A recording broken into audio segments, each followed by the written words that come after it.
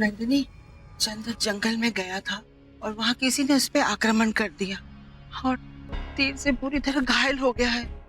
वैद्य कह रही थी कि उसके उपचार के लिए कोई भी औषधि नहीं है। क्या? कब हुआ ये? कहाँ है चंद्र? वो नदी के उस पार। हाँ, वहाँ है पड़ाव में। मुझे शीघ्र ही जाना होगा।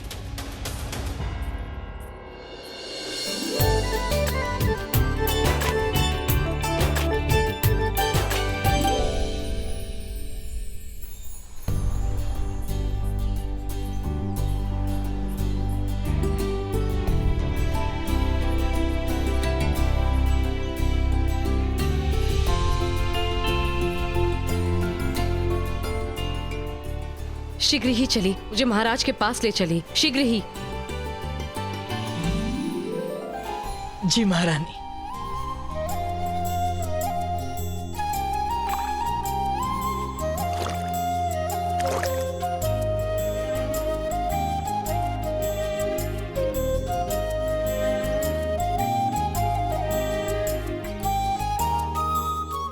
हे भगवान, न जाने कैसी अवस्था में होंगे वो। क्या आवश्यकता थी उस पार जाने की? उससे अच्छा होता कि मैं ही उनसे मिल लेती। फिर वहां तो नहीं जाते वो।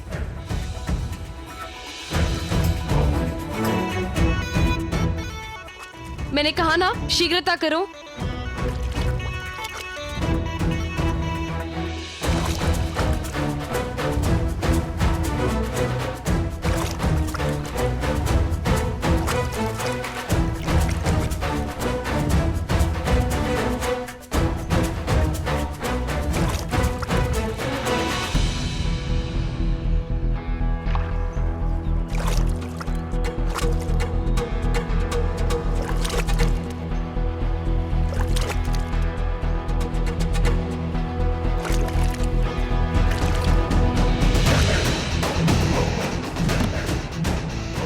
तुमने नाव खेना क्यों बंद कर दिया?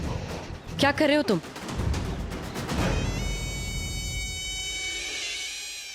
सुनो, मेरे निकट मत आओ।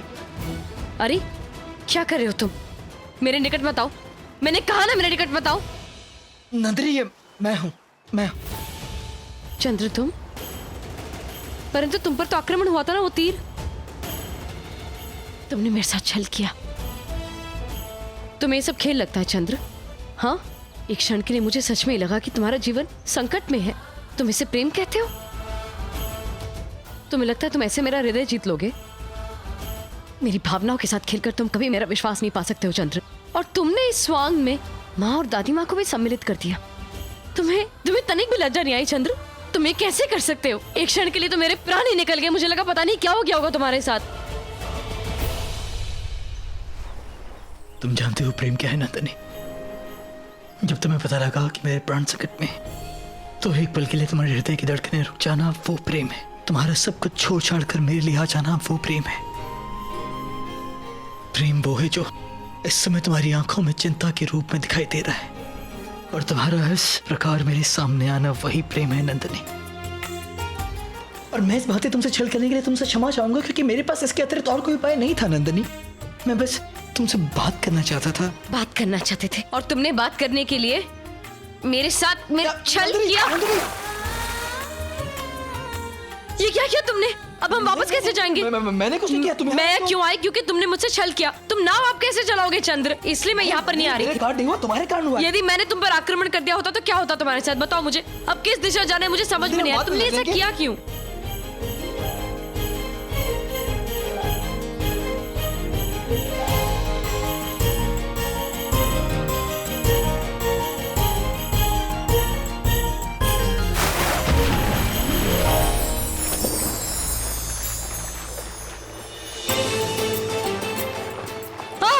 चंद्र नाव! चंद्र नाव! अरे मैं नाव को बचाऊं या तुम्हें बचाऊं? पहले नाव को बचाओ। हिलो मत। समय व्यतीत करना चाहते थे, मुझे डुबो कर व्यतीत करना चाहते थे। हाँ, नहीं, मैं तो केवल तुमसे बात क्या करना चाहता क्या था। बात करना चाहते थे तुम? न स्वयं की चिंता है, ना मेरी, ना बिंदुसार की। हाँ? अब लो बात करो, लो बात करो अब। मुझे तुम्हें बचाने दो, बचाने दो।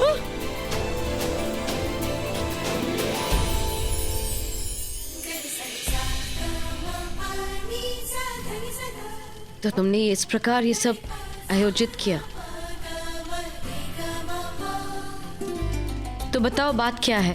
बार बार बार बार मुझसे क्यों मिलना चाहते थे तुम? हाँ, तुम्हें मूल्य चुकाना होगा। मूल्य? हाँ नंदिनी, देखो अब हम अपरिचित हैं और आने होने के पश्चात भी तुम मुख्य महारानी नहीं बनना चाहती, तो इस भांति कोई भी महल में नहीं रह सकता है। तो यदि तुम महल में रहना चाहती हो तो इस बात का तुम्हें मूल्य देना होगा। किंतु हाँ मैं जानता हूँ कि तुमने बिंदुसार का उपचार किया है, तुम उसकी बहुत सहायता करती हो, किंतु अब तुम थोड़ी ना उसकी दाई माँ हो, तुम तो उसकी माँ हो, और एक माँ होने के नाते तुम अपना कर्तव्य निभा रही हो। तो थोड़ी ना मैं इस बात का तुमसे मूल्य लूंगा। मैं तो केवल इस बात का तुमसे मूल्य लूंगा जो तुम महल में रह रही हो। तो मुझे बताओ कि तुम मूल्य कैसे चुकाओगी? तुम अपने आभूषण दोगी या दोगी, बताओ। मैं कभी सोच भी नहीं सकती थी चंद्र कि मैं एक उपाय है मेरे पास नंदिनी, तुम्हें मुझे अब पढ़ाना होगा। क्या? हाँ देखो नंदिनी, तुम एक सुशिक्षित स्त्री हो। हालांकि मैंने भी तक्षशिला में अध्ययन लिया था, किंतु विषयों के साथ साथ मेरा ध्यान केवल युद्ध शैली पर ही था, और मैंने सबसे अधिक अध्ययन मैंने युद्ध शैली पर किया था। किंतु मुझे क्या पता था कि राजा बनने के बाद मुझे हर दिन शासकीय पतिपत्र और राजनीतिक विषयों पर किसी न किसी की सहायता की आवश्यकता पड़ेगी, जो मैं नहीं चाहता। क्या तुम मुझे पढ़ाओगी? तो तुम चाहते हो कि मैं तुम्हें पढ़ाऊं? हाँ, पर यूं मत समझना कि तुम मुझे पढ़ाकर मुझ पर कोई उपकार करोगी। यूं समझ लेना कि महल में रहने का ये बस मूल्य चुका रही हो। वैसे भी तुम इतनी सुशिक्षित हो और तुमने इस बात को तक्षशिला में सिद्ध भी कर दिया था, तो मैं चाहता था कि तुम्हें ही इस विषय के लिए मैं नियुक्त करूं। किंतु अब जब बात ये आ गई है कि तुम्हें मूल्य देना है, तो मुझे पढ़ा दो। ठीक है, क्या जानना है तुम्हें? नंदिनी, मुझे अब इसका अर्थ समझा दो। इस समय नहीं चंद्र, हम कल से अध्ययन आरंभ करेंगे।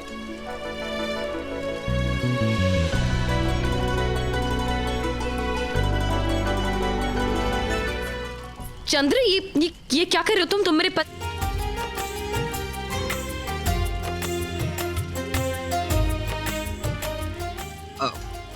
अभी भी तो कहा नंदिनी कि अपरिचित हैं, तो ना ही तुम मेरी पत्नी हो और तुम्हारा पति नहीं हूं। तुम मेरी गुरु हो और मैं तुम्हारा शिष्य, और इसी नाते ये कर्तव्य बनता है कि मैं तुम्हारे पैर छूकर तुम्हारा आशीर्वाद लूं।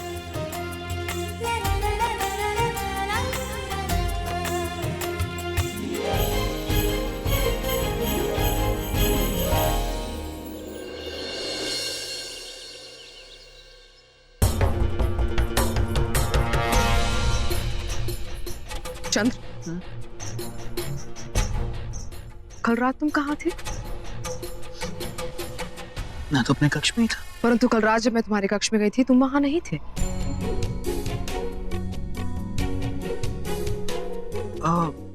हाँ, वो कल रात्रि मुझे नींद नहीं आ रही थी, तो मैं मध्य रात्रि को ही प्रांगण में टहलने चला गया था।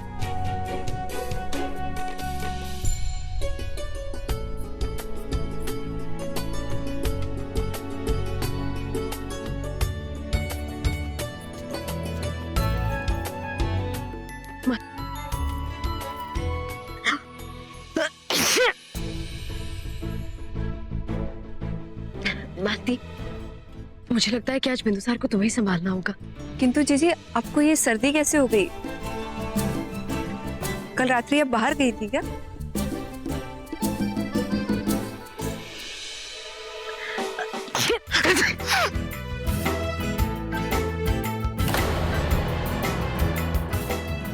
चंद्र, क्या हुआ चंद्र? तुम ठीक तो हो? हाँ ठीक हूँ मैं, बस मुझे थोड़ी सी सर्दी हो गई है।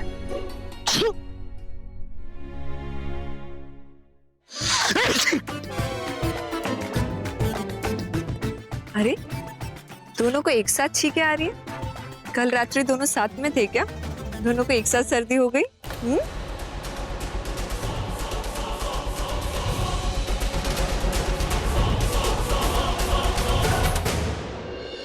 नहीं, हम तो बिल्कुल साथ में नहीं थे। मैं तो कल रात्रि बिल्कुल अकेला था। मैं तो अकेला ही प्रांगण में टहल रहा था। मुझे नहीं पता नंदिनी कहाँ थी। नंदिनी तुम कल रात्रि थी कहाँ? क्योंकि मैं तो अकेला ही था ना, तुम मेरे साथ थोड़ी ना थी। और तुम थी कहाँ? और ये सर्दी कैसे लग गई तुम्हें? तुम कल रात्रि कहीं कहीं किसी नदी में तो नहीं कर गई? अरे जीजी बताओ ना, सर्दी कैसे हुई? इन दोनों को बहुत बुरी सर्दी हो गई है ना? दासी से कहो थोड़ा गर्म जल ले आए, उसमें ये भाप लेंगे तो इन दोनों को ठीक लगेगा। जा। जी दादी।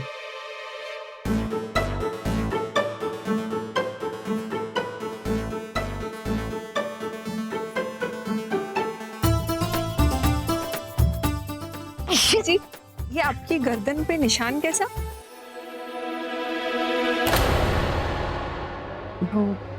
वो किसी मच्छर ने काटा होगा।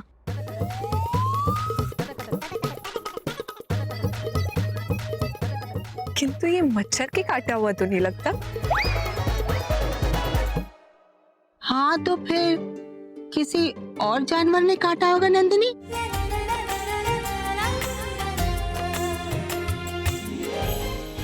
हेलेना, तुम किसकी प्रतीक्षा कर रही हो यहाँ? जाओ, दासी से कहो गरम जल लेकर आए। जाओ जाओ ना। हाँ।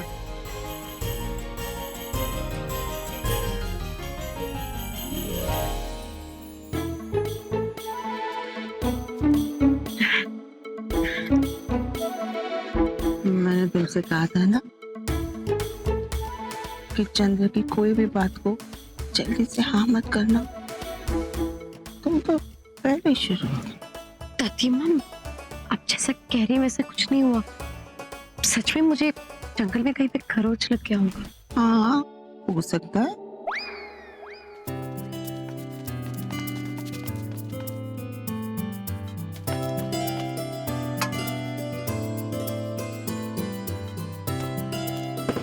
चंद्र आओ, नंदिनी तुम भी आओ। जा जा।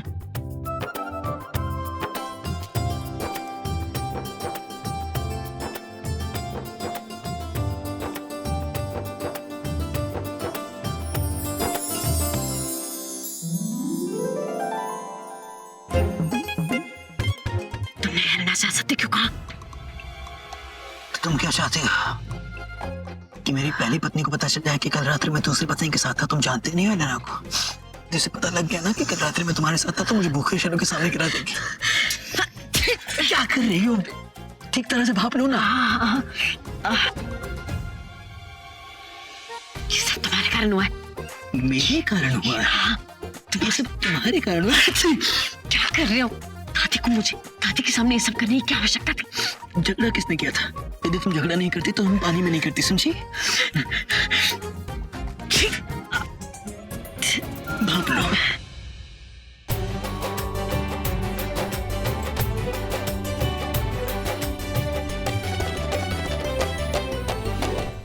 तुम लोग किसी काम के नहीं हो।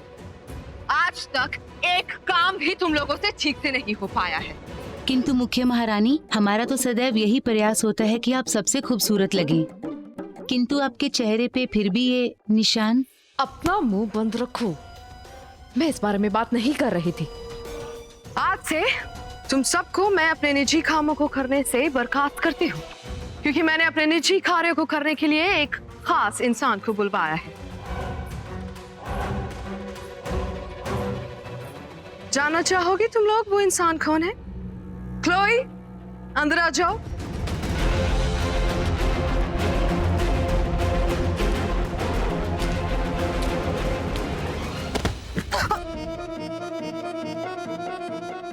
तुम लोग सब यहाँ क्या कर रही हो?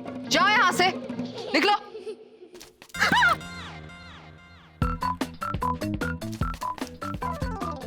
कहिए मुख्य महारानी जी, आपने मुझे इतनी दूर से कंधार से कैसे याद किया? हाँ, वो क्या है कि हमें तुम पर एक बहुत ही जरूरी काम सौंपना है। अब से तुम हमारे लिए जासूसी करोगे। तुम्हें चंद्र और नंदिनी पर कड़ी से कड़ी नजर रखनी होगी। तुम्हें देखना होगा कि वो लोग कहाँ मिलते हैं, कब मिलते हैं, बिल्कुल उनके साए की तरह। तुम्हें उन लोगों के साथ रहना होगा। उनके हर एक पल पल की खबर तुम्हें मुझे आकर देनी होगी। और हाँ, याद रहे चंद्र और नंदिनी किसी भी कीमत पर एक दूसरे के करीब नहीं आने चाहिए। हमें कुछ भी करके उन दोनों को एक दूसरे से दूर रखना है, समझी तुम? इसमें कौन सी मुश्किल है? ये तो मेरे बाएं हाथ का खेल है। हाँ, बेहतर है। हमला महारानी, आप पे, हाँ, आप पे हमला होने वाला है। आप एक काम करिए, आप आगे नहीं, आप मेरे पीछे रहिएगा। क्लोई, क्या कर रही हो तुम? हम जानते हैं कौन हो सकता है। महारानी, ये सफेद लिबास में प्रेत कौन है?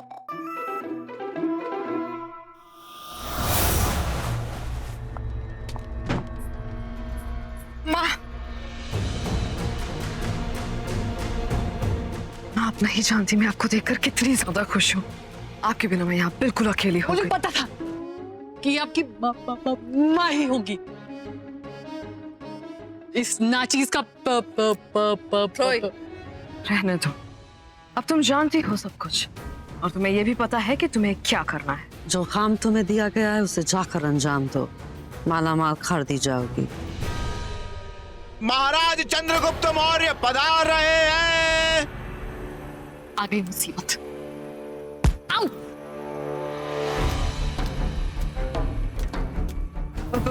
मुसीबत, आपकी जो भी मुसीबत है मैं वो समझ सकती हूँ। आपसे मैं बाद में मिलूंगी, आप जा सकती हैं। हेलो।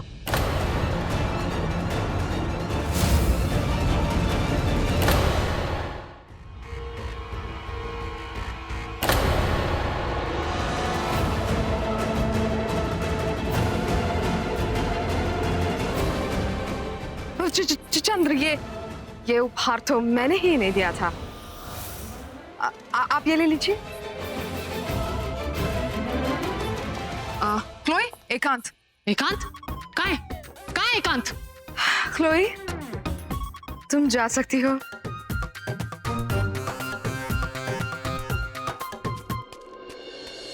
हाँ, ये उपहार मैंने उन्हें इसलिए दिया था क्योंकि उनके घर में जीविका चलाने वाला व्यक्ति गुजर चुका है, तो इस उपहार की मदद से वो अपना गुजारा कर लेंगी।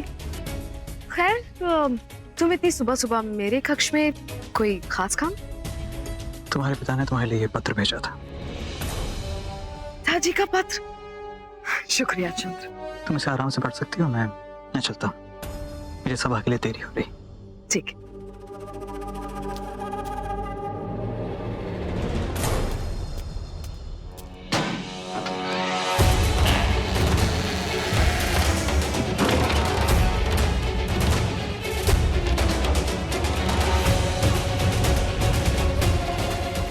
क्या कर रहे हो तुमने द्वार इस प्रकार के बंद किए और इस पक्ष में क्या कर रहे हो? मूल्य चुकाने का समय हो क्या हो?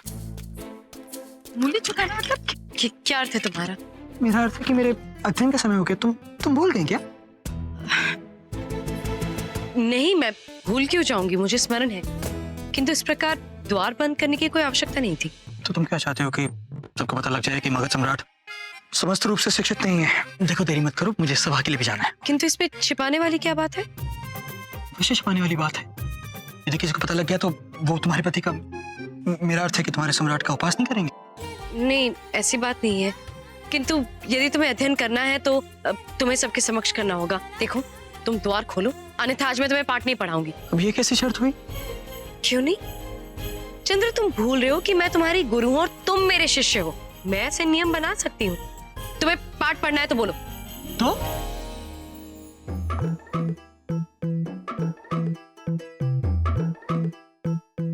किंतु मेरे मूल्य का क्या? मूल्य मूल्य मूल्य, ये लो, ये सभी आभूषण, बस सब ले लो, ठीक है?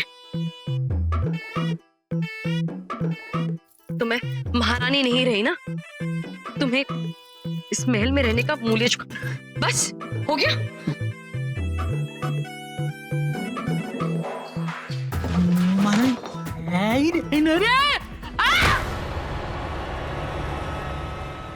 अब तुमने गुप्तचर भी रखे हमारे लिए? हाँ,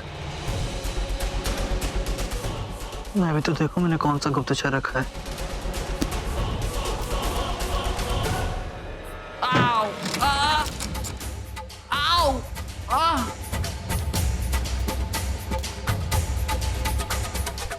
तुम यहाँ क्या कर रही हो? वो ऊपर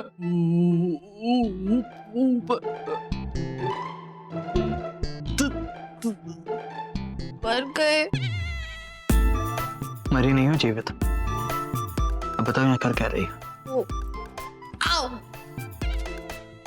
आओ क्षमा कीजिए महाराज, वो मैं गिर गई।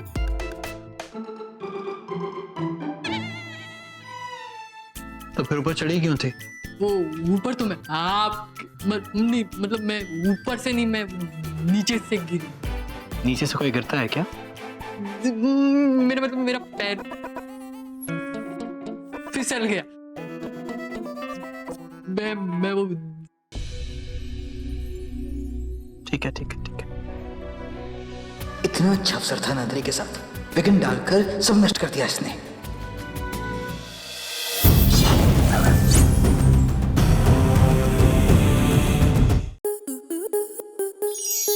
स्टार प्लस के ऐसे ही और बेहतरीन लम्हे देखने के लिए सब्सक्राइब करें हमारे YouTube चैनल को।